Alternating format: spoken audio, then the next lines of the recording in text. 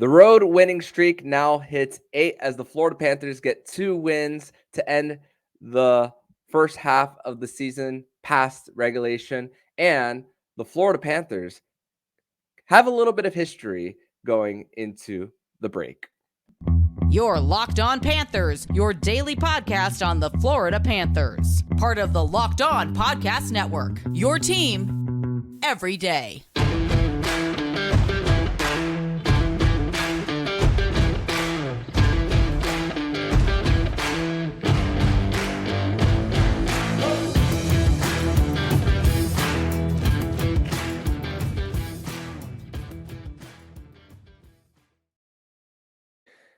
And welcome into this Sunday, January 28th edition of the Locked On Florida Panthers podcast, part of the Locked On Podcast Network, where it's your team every day. Thank you for making the Locked On Florida Panthers podcast your first listen of the day. I'm Armando Velez from the Hockey News, and you can follow me on X at MondoMan12. Follow the show account on X and Instagram at LO_FLA Panthers. And shout out to the everydays who come back here and get your daily Florida Panthers fix. Today's episode is brought to you by FanDuel. Make every moment more. Right now, new customers get $200 in bonus bets if your first bet of $5 or more wins. Visit FanDuel.com/locked-on to get started. So the Florida Panthers, they finished the first 49 games of the season now at 66 points, 5 points behind the Boston Bruins in the Atlantic Division, heading into the All-Star break with 2 back-to-back road wins past regulation. And here to break both of those games down between the Florida Panthers against the Pittsburgh Penguins and the New York Islanders over the weekend. And as we teased in the beginning of the show about talking about history, and speaking of history, he is Florida Panthers historian Francisco Oporta. Welcome back to the show, my friend, on second consecutive week that you are back here, my friend. Hey, what's up? So yeah, it's actually coming off back-to-back wins, so that's actually really good. Usually I'm coming off their losses, so I'm actually very happy with the way things are going for the Panthers. Very great road trip to get some momentum heading into the All-Star break. Yeah, no doubt. Heading into it with a lot of momentum. And basically, let's talk about the first game of the back-to-back in Pittsburgh. Bobrovsky starting, and then really the overarching theme of this was the Panthers going into the penalty box 8 times on the night. And really, it was a lot of frustration for the Panthers in why they went to the penalty box. And really, in the second period, Alexander Barkov takes a hit at center ice by Chris Letang, which ended up being a double minor, which I did not think that was a 5-minute major there. But the frustrations hit from Sam Bennett to Anton Lundell. Now we're starting to see Anton Lundell stand up for his teammates more, really. And it's great to see how much he's grown as far as like a leader in the locker room and all. And also the Panthers getting 2 power play goals on the night as well. Evan Rodriguez breaks his goal drought, his first goal of the year, first one since December 29th against the New York Rangers off a redirection off of OEL, and then he converts on the second chance, and then Sam Reinhart once again scoring on the glove side of Alex Nedeljkovic, which during that game the Panthers were having a hard time getting it past the glove of Alex Nedeljkovic. They were crashing the net, had quite a lot of opportunities there, but Sam Reinhart, if you count the shootout goals as total goals in the game, Sam Reinhart beats Nedeljkovic two times, and both of them were on the glove side, while a majority of the opportunities, the rest of the opportunities did not get past them. And they defended the dump and chase game pretty well against Pittsburgh as well. That's what, as far as the takeaways, as far as that. But Bobrovsky, 17 saves on the PK. So that is the biggest story of it. What were the biggest takeaways from you as far as Friday night? One thing was, and I was on Kirby's Spaces afterwards as well to talk about this game. It just felt very satisfying to get that victory in Pittsburgh, mainly because of how it went. I guess the narrative of the game going through it, as the Panthers were Brady got called on a penalty, and that's how Pittsburgh scored. But then it seemed like what it seems like it always happens to the Panthers in some ways is that the refs are just not calling blatant calls. And that's what was setting things over for them, letting things start to boil over.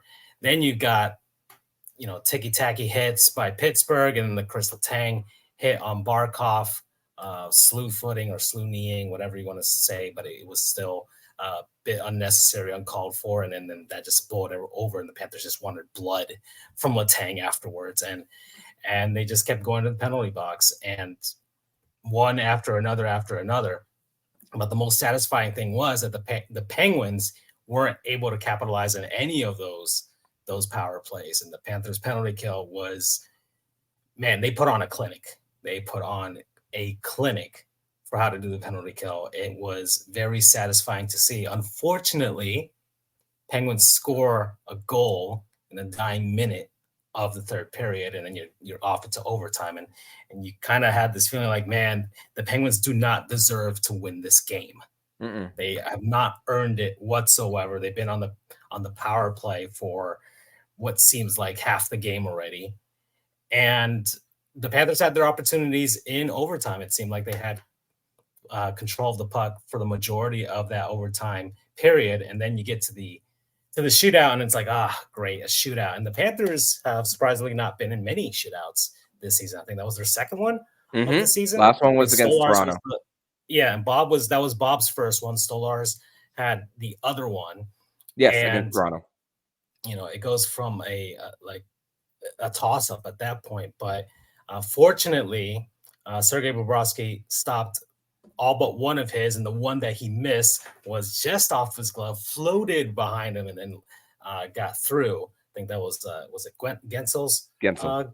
Yeah, so that was his goal there. But then, of course, the Penguins had chosen to go first, so Sam Reinhart just needed to bury it to finish them off. And then, of course, he does. Let's go home, baby, by Goldie, and we're good to go. So it was a very satisfying victory. I was less objective and more unhinged as the game kept going on. If you guys want to look at my tweets, but it was incredibly satisfying to see. Yeah, and let's also not forget that the Panthers had 22 seconds of 5 on the PK at 5-on-3 as well, and that's also a really big stop. Pittsburgh, for the most part, as far as when you look at their power play, struggle with entries as well. And that's really what was very noteworthy as far as the Panthers and how they suffocate the opposition. Best road penalty kill in the NHL. You'll take 7 for 8 if you're going to go to the penalty box that many times as well for the Panthers there. And also, one of the best saves of the night was a cross-ice feed from Sidney Crosby to Jake Gensel, where Bobrovsky had the right leg, I believe, like stretched out there. And it looked like that Gensel was going to have Bobrovsky beat, but he just denies the opportunity for Gensel as well. So it's great to see the Panthers, 26 block shots too. So they were getting in front of the shooting lanes as well. So that's an encouraging sign to see, as well as Sergei Bobrovsky really carried, really was the one who shined in this one. And 2 power play goals, that's going to make the difference. Panthers, they put the PPG in PPG Paints Arena on Friday night for sure. But we're going to transition over to segment number 2, where we're going to discuss more of the second end of a back-to-back, where the Florida Panthers went into Long Island to face the New York Islanders, and a battle of the backups on Saturday night. We're going to discuss that and more here on the Locked On Florida Panthers podcast. Today's episode is brought to you by eBay Motors. Passion, drive, and patience. That's what brings home the winning trophy, and also what keeps your ride or die alive. eBay Motors has everything you need to maintain your vehicle and level it up to peak performance, from superchargers, roof racks, exhaust kits, LED headlights, and more. Whether you're into speed, power, or style, eBay Motors has got you covered. With over 122 million parts for your number one ride or die, you'll find exactly what you're looking for. And with eBay Guaranteed Fit, your part is guaranteed to fit your ride every time, or your money back. Because with eBay Motors, you're burning rubber, not cash. With all the parts you need at the prices you want, it's easy to turn your car into the MVP and bring home that win. Keep your ride or die alive at ebaymotors.com. Eligible items only. Exclusions apply. eBay guaranteed fit, only available to U.S. customers.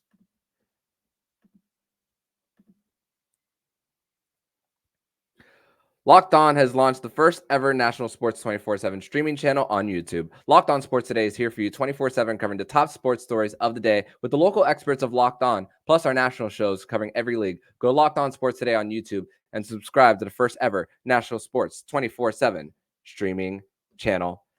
Back on this Sunday, January 28th edition of the Locked On Florida Panthers podcast. Thank you once again for making the Locked On Florida Panthers podcast your first listen of the day here on a Sunday with Florida Panthers historian Francisco Oporta here on the show. And speaking of history, a year ago today was the victory for the Florida Panthers against the Boston Bruins, where Sasha Barkov scores with less than a minute left to force overtime, and then Sam Reinhart with that one-timer in their reverse retro jerseys, mind you, to end the first half. And then we all know what happened after that, as the Florida Panthers made their run to make it into the postseason, and we all know what happened after that for the Cats. So Panthers Islanders on Saturday night, battle of the backups, Varlamov versus Stolars.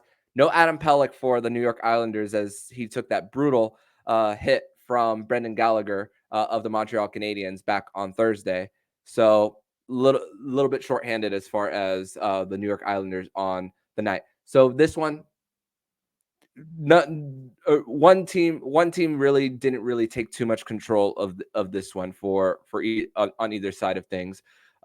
Panthers went to the penalty box early. That was their only penalty of the game, where Jona Gadjevich went to the box for tripping. So when you look at the trip overall, 8 of 9 on the penalty kill, you'll take that for the Panthers as well. And really, what really stood out to me as far as the Panthers, as far as them needing a spark and them wanting to end the first half with a bang, is with 15 minutes left in the second period, Francisco, was when Paul Maurice decided to make the move of Mackie Samoskevich and Evan Rodriguez and switching them as far as the lines. And we'll have this conversation more in segment number 3 about Mackie and what's going to happen after. But that was really the spark that the Panthers really needed as far as that, because in between the midway point of the second period and the midway point of the third period, the Panthers were really winning it up the middle. Barkov, 93% in the dot, 3 shots on goal between the 10-minute mark of the second period and the 10-minute mark of the third period. I believe that was really where the Panthers really started to know that they were well in control of this game as well. And really for this one, it was kind of the same thing. Panthers were well in control, and then a cross-ice pass to Kyle Palmieri ties it at 2. And one thing that was similar to the first game of the back-to-back to second is dominating in both overtimes for the Cats, except in the first one, it seems like that the Penguins were playing for the shootout. This one, my goodness, when you think about the game-winning goal for the Cats, where you have the long change in overtime, and New York was going for that change, Anthony Stolars, instead of freezing the puck, gets it right out to Erod, 2-on-1 with Oliver Ekman-Larsson, then goes top shelf for the winner, which Oliver Ekman-Larsson had a great game, had a beauty of a stretch to Evan Rodriguez, who had a breakaway that was stopped. And also, man, just you had all 4 lines just in on the forecheck as well, protecting up the middle. Reinhart intercepting centering feeds as well, which you love to see. 20th power play goal on the night for Reinhart, which is a franchise record. Just what are your thoughts on the second end of a back-to-back, as the Florida Panthers came out with a 3-2 overtime win? Well, I was very happy for OEL for getting that game winner right there. It's very satisfying to see him, one of the significant pickups by Zito over the offseason, and taking a chance on him, of course, because he had some injury history when he was in Vancouver. I mean, at this point, he's been healthy. He's played 49 games. He played only 54 last season with Vancouver, only scored 2 goals, 22 points overall. But this season, he's already at 9 goals. He's got 25 points overall. He's if he stays healthy, well on pace to probably set career highs in a lot of offensive marks as well as defensive marks. So seeing him having this bounce back season is one of the better stories that the Panthers have this season for sure. Kachuk got himself a goal. He was the first star of the game. And so now everybody's stopped worrying about him. Everybody's fine. January was fantastic. He finally turned it back on, probably fully recovered now at this point from his injuries over the finals run last season. And he's figured it out. So it wasn't like he ever lost it. He was doing all of the intangibles before that, but now you're starting to see the stuff on the score sheet, and everybody's happy about that. And of course, Sam Reinhart, which we'll get into him more, because at this point, just having one of the best single season performances in franchise history. I mean, what more can you say about this? And of course, Anthony Stolarz being a very reliable backup at this point. I think he's had very few stinkers this season, and I think credit to the defense in front of him, but he's been able to hold the fort down while we let Bob rest. Yeah, and going into this one, his road GAA was 1.81, and his road save percentage was at a 930. And when you combine that with the best penalty kill, you're gonna give both of your goalies a great chance to win night in and night out for the Panthers as well. And also for this one with which there was one beauty. The Panthers really had the Islanders really frozen for the most part, especially on the penalty kill, which you saw even before Sam Reinhart scored on the power play, there was one play where they had Tkachuk down low, and you had three guys around Sam Reinhart.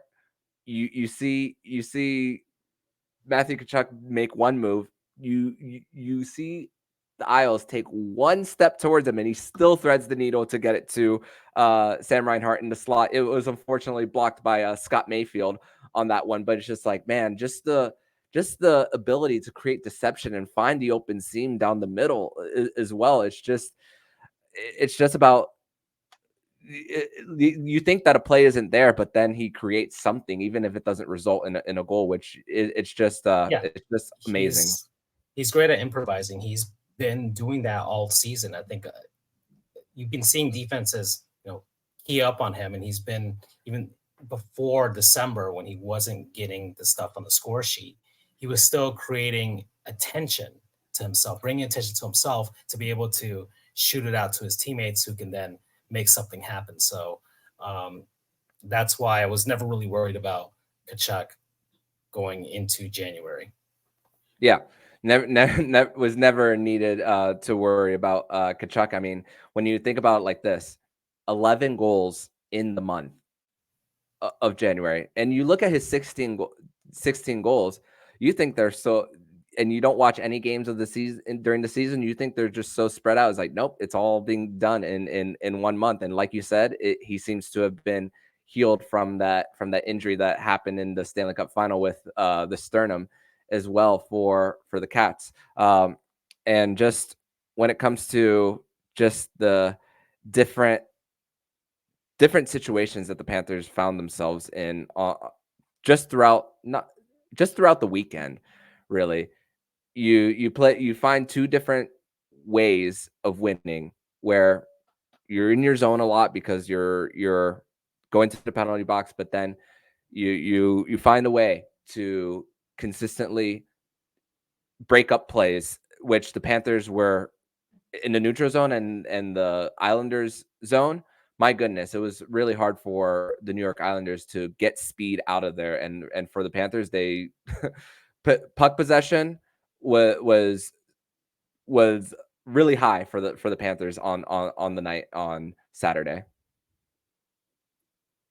I think at this point, yeah, you want to stay out of the penalty box. The Panthers have been, especially last season, they were one of the most penalized teams, or the most penalized team in the regular season last season, and that comes with the way that these guys stick up for each other. There's not a single, you bump somebody, doesn't matter if it's just a fourth liner or if it's Barkov or Kachuk, they're going to come after you. And, it's great to see one of your stars like Kachuk always getting in the fray with teams. When you're seeing Lundell get in the fray, I don't even want to mess with Nico Mikkola. That guy just looks massive on the ice. And it's, I was kind of hoping even during that Pens game that we'd get I don't think Bob would fight, but I felt like man, if this could boil over and get a goalie fight, that'd be fantastic.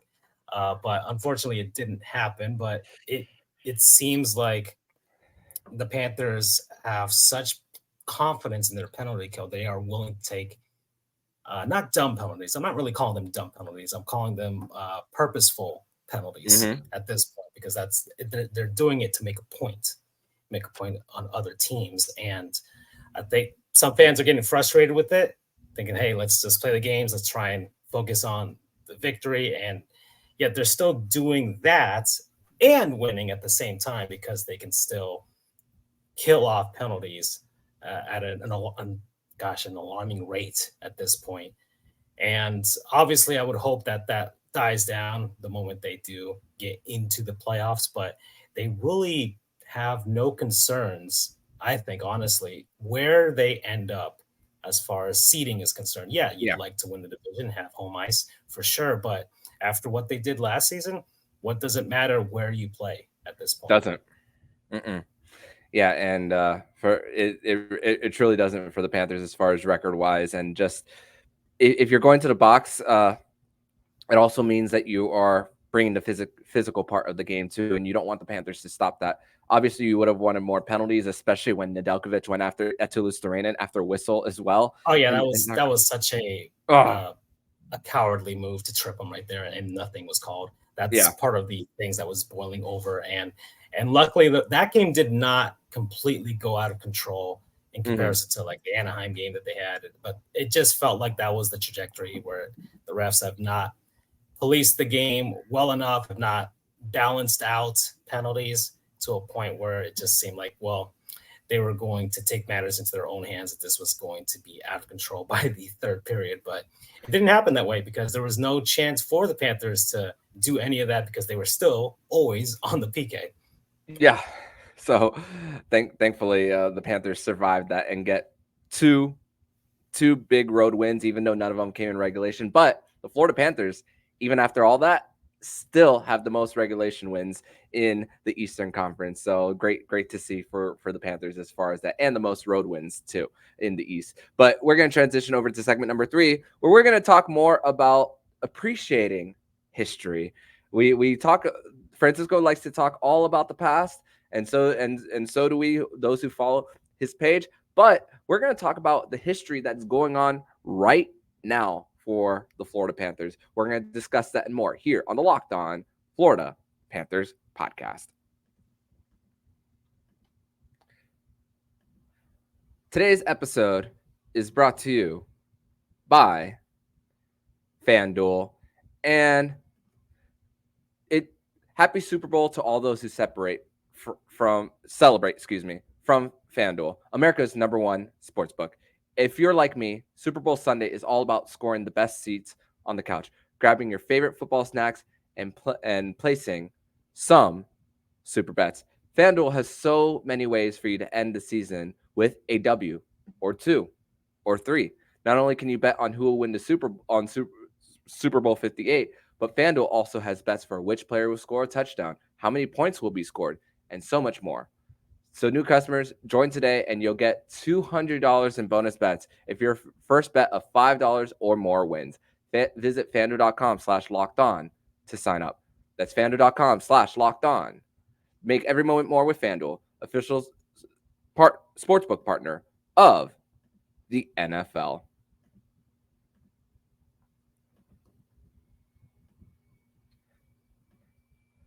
Third and final segment here on this Sunday, January 28th edition of the Locked On Florida Panthers podcast. Thank you once again for making the Locked On Florida Panthers podcast your first listen here on a Sunday, here with Florida Panthers historian Francisco Oporta and myself, Armando Velez, from the Hockey News. And before we go into the history part of it, with the Charlotte Checkers during the break, we'll have 4 games in between the Florida Panthers having the 9 days off, including today, which I assume Mackie Semiskevich wouldn't be sent down today if indeed he is sent down to the AHL. Nothing official. So just be on the lookout, everybody, that could be a possibility for him to get some games as far as that. 13-2-2. It's just after the Panthers went on that Western Canadian trip, come back home against St. Louis, and then 9-game winning streak, 4-game losing streak, 4-game winning streak to respond to it. Like, that losing streak never happened, Francisco. And their last road loss, December 18th against the Calgary Flames, where they gave up 2 shorthanded goals. Their next road game won't even be until after February 10th as well. So this winning streak could last up to 2 months for the Panthers, which is something that I never thought I'd ever see. Eight straight wins, and also that's number 1, the history that I want to talk about. But number 2, the power play goals for Sam Reinhart, which is now at 20, passing Scott Mellanby and Pavel Bure. But the record is 34, set in the mid 80s by Tim Kerr. I don't think Reinhart will break that record, but it's still great to see the company that he is in, based on just consistently being out in front of the net. And even though so many players draw to him, so many different things open up, as far as, for example, Saturday night, Barkov shooting from up high, and Matthew Tkachuk redirecting it in, because all eyes were on Sam Reinhart. It's more than just the goals that Sam Reinhart scores that just creates so many different things for the team. And this is just what I want to talk about with you, about appreciating the current history. So what says you, Mr. Historian, about the history that we are currently witnessing? I mean, Sam Reinhart is, man, to keep this up, to have the opportunity for a Panthers Hart Trophy winner is exciting for sure. Pavel Bure is, of course, the gold standard for this team franchise history for pretty much anything single season goals wise. And, he's got 37. The franchise record is 59. And not sure if he'll get there. It still would take a very, very incredible clip for him to do this, but there's a possibility that he could, or at least he'll get into the 50s, which would be the first Panthers since Bure to get into the 50 goal mark at this point. The closest was Verhaeghe last season. He had 42. You got of course the power play goals record at this point. He's also a possibility he could have the shorthanded goals record. He's only 2 away from that one. He's got 4 right now. The record is 6 from Tom Fitzgerald back in '96. So there's still a possibility he could get 3 more goals on the shorty and see what happens there. And that's another thing that a lot of people may overlook, is that Sam Reinhart's a very good penalty killer. And he was very busy in that Pittsburgh game as well. So he's a 2-way forward. He's doing fantastic on both sides of the ice, and that's what's making him even more valuable at this point. That this contract year is the contract year of contract years, as far as any Panther is concerned at this point. It's amazing to see from that perspective. But man, fingers crossed that he'll sign in a reasonable amount of AAV, years wise, and man, it's. I think I forgot which reporter was the one that from Buffalo that said that, this is like, get rid of Sam Reinhart. And everybody keeps retweeting him and just quote tweeting him every time Sam Reinhart just does anything good. And it's been great to see. I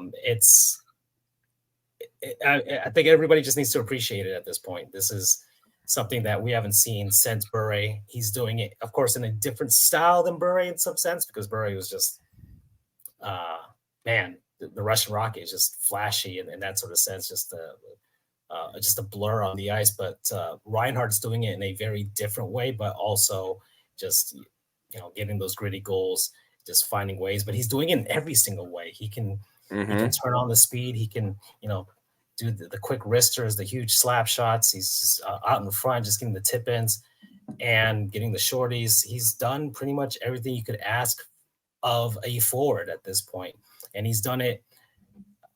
I initially thought, man, with Barkov as his partner on the same line, that's like, man, that's just an unbelievable combo. And even when Barkov is out, when Barkov's not playing, Reinhart is still putting up numbers. So it's no longer just, it's just Rhino and Barkov. It's Rhino. It's just him creating all of these opportunities, all of these chances, and he's ascended to another level that I don't think anybody would have really expected before the start of this season. Yeah, and let's also mention that he makes other guys better as far as now reuniting with the line with Anton Lundell as well. And we'll see if that does stick when the All-Star break is over, based on the healing of Nick Cousins and now him not being in a gold non-contact jersey. We'll see. And William Lockwood, who's still in concussion protocol, also want to point that out too. So we will see as far as that front. Also, you mentioned history as far as shorthanded goals by Tom Fitzgerald in 96. There was another player in the NHL who got up to 30 power play goals in 96, which also makes, when you look back at history, how great that upset was for the Florida Panthers over the Pittsburgh Penguins in 96, which Mario Lemieux had 31 that year. So, and Jaromir Jagr had was up there as far as records for most assists by a winger in the high 80s, which Huberdeau was very close to breaking, but they rested him the last two games, which made him not get that record as well. So it's not only this year, but it's just the most recent years of how great Florida Panthers hockey just has been. You see Reinhart doing this on both ends of the ice, and then comparing him to legends of the past. Whether you want to say Lemieux is the greatest of all time or the second greatest, that's neither here nor there. But when you're comparing him to these other guys and you're seeing where he is, it's just you really have to take a step back and just say, wow, this is just we had to appreciate what's going on. It's not just the guys of the past, but also his contemporaries now. You're seeing him up there in the list with Austin Matthews and Nathan McKinnon and Connor McDavid. It's like, whoa, okay, because even the last few seasons, Huberdeau had his insane run in 21-22, Kachuk last season, but conversation of guys like that, guys that consistently are just point machines, and Reinhart getting up to that point now. It's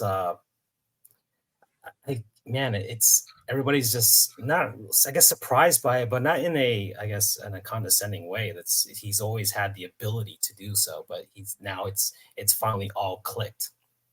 No doubt. Definitely has clicked and definitely is resulting in 2 points on most nights for the Panthers as far as that, and just creating so much separation going into the All-Star break, where moneypuck.com has them at 99.6% chance at making the postseason. So very comfortable as far as their playoff chances. So Francisco, I want to thank you so much once again for joining me on another edition of the Locked On Florida Panthers podcast, and tell everybody where they can not only find you online, your work, and your merch as well. Yeah, at FLA Cats History on X, Twitter, or what you want to call it. I've got a model here already, as Armando has been gracious enough to donate to my Wendy's Frosty Fund. And so good looking shirt. We got the hats too as well, and also did a Miami Arena seating map, canvas art. You can get that, put it on your wall, or anything like that if you want. So yeah, FLA Cats History. I'm constantly looking for old game clips, newspaper articles, and everything like that to show the history of the team. And also I'm on TikTok and Instagram and everything like that if you guys want to see that for the same thing. Marlins history as well. If you guys are into the baseball stuff, they just had Fan Fest, have not announced throwback uniforms. I don't think they'll have them this season. So boo. But it'll come eventually, but you can check me out for that too. I have a YouTube channel as well for Marlins history. Might do some Panther stuff there as well. And yeah, the merch store, if you guys want to check that stuff out, I hope everybody enjoys the artwork that I do. And also, I'm always lurking about trying to do the stuff. I was on Kirby's Spaces, and he, of course, has a fun show that everybody likes to hop onto. It's always a fun time, very open-ended. And yeah, so I hope everybody enjoys the All-Star break. Those All-Star jerseys are horrible. Yes. So they are incredibly ugly and garish. And man, I have no idea what the NHL thought when they okayed that. But unfortunately, I think they had okayed it before they even saw anything. And we'll see what the numbers are as far as the people buying them is concerned. I think Toronto fans are going to buy them in droves because they want to prove a point, but they may not be wearing them in public very much. So That's all I can say about the All-Star jerseys. Yep, and we'll see. So something to pinpoint back once the All-Star break is over. So Francisco, thank you so much once again, and I will see you next time, my friend. All right, take care. That's going to do it for this edition of the Locked On Florida Panthers podcast. Everydayers, for this is going to be our last show of the month of January, excuse me. So we will be taking the first 3 days of the week from Monday through Wednesday off for the All-Star break, and we will be returning to your podcasts and YouTube feeds on Thursday, February 1st to prepare for All-Star weekend and what's to come after that. But in the meantime, if you like what you're hearing, please subscribe to the podcast to be notified every single time the Locked On Florida Panthers podcast jumps into your podcast feed. Don't forget to also subscribe to the other shows on the Locked On NHL network, including Locked On NHL, Locked On Fantasy Hockey with Flip Livingstone and Stu Roden, and Locked On NHL Prospects. Thank you once again for making the Locked On Florida Panthers podcast your first listen of the day. So I'm Armando Velez with Francisco Oporta, and you've been listening to Locked On Florida Panthers podcast, part of the Locked On Podcast Network. We're your team every day.